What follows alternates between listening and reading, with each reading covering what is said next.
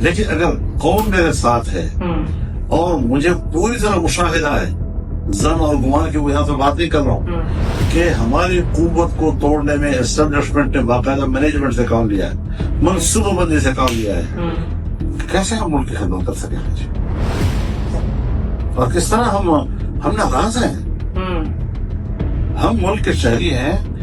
میں اس ملک میں غلام بن کر زندگی گزارنے کے لیے تیار نہیں ہوں. ملک چھوڑنے کے لیے تیار ہو جاؤں گا، لیکن اس قیمت پر میں زندگی گزارنے کے لیے تیار نہیں ہوگا ان کے ساتھ.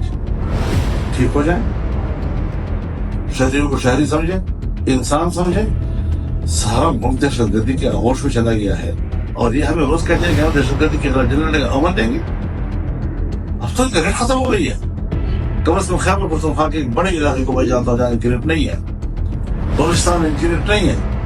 آپ گریٹ کی طرف دیکھیں، جس پر وہ تنخواہیں کھا رہے ہیں، جس پر وہ بلے لگا رہے ہیں، جس پر وہ ان کو توقع ہے کہ قوم ہماری عزت کرے، تو اس سے متعلق نبھانے کے لیے اپنی صلاحیتوں کو مثبت وقت پر